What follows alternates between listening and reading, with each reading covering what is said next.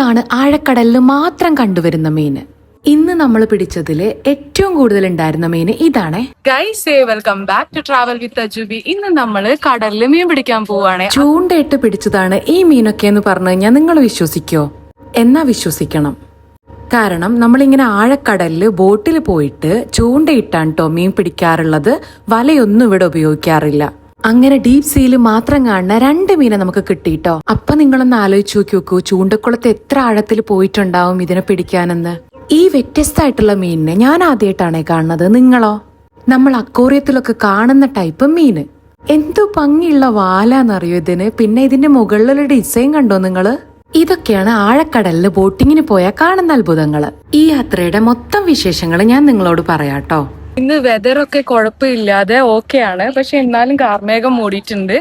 നമുക്ക് പോകുമ്പോഴുള്ള കാഴ്ചകൾ എങ്ങനെയാന്ന് കാണാട്ടോ. പിന്നെ ഞാൻ ആദ്യമായിട്ടാണ് ഇങ്ങനെ പോകാൻ പോകുന്നത്, അതുകൊണ്ട് തന്നെ കുറച്ച് നെർവസ് ആണ്.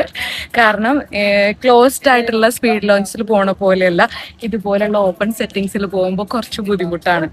അപ്പൊ നമുക്ക് എങ്ങനെയാന്നുള്ളത് എക്സ്പീരിയൻസ് ചെയ്യാം. ഈ കാണുന്ന ബോട്ടിലാണ് പോകാൻ പോകുന്നത്. ഈ ഫിഷിംഗ് ട്രിപ്പിന്റെ ഫുൾ വീഡിയോസ് ഞാൻ പാർട്ടായിട്ട് ഇടാം കേട്ടോ. ഇന്ന് നമ്മൾ പോവാൻ പോകുന്നത് നമ്മുടെ ഐലൻഡിൽ നിന്നും 1 മണിക്കൂറോളം ദൂരമുള്ള മറ്റൊരു ഐലൻഡിന്റെ അടുത്തോട്ടാണ്. അവിടെ നല്ല ആഴമുള്ളത് കൊണ്ടാണ് അങ്ങോട്ടേക്ക് തന്നെ നമ്മൾ ഈ ഫിഷിംഗ് ട്രിപ്പ് തിരഞ്ഞെടുത്തിട്ടുള്ളത്. കാരണം നമുക്ക് ഒത്തിരി റെയർ ആയിട്ട് കാണാൻ പറ്റുന്ന മീനെ പിടിക്കാൻ പറ്റുവേ. ബാക്കി വിശേഷങ്ങൾ അടുത്ത വീഡിയോയിൽ ഉൾപ്പെടുത്താം കേട്ടോ. അപ്പൊ നമുക്ക് വീണ്ടും കാണാം.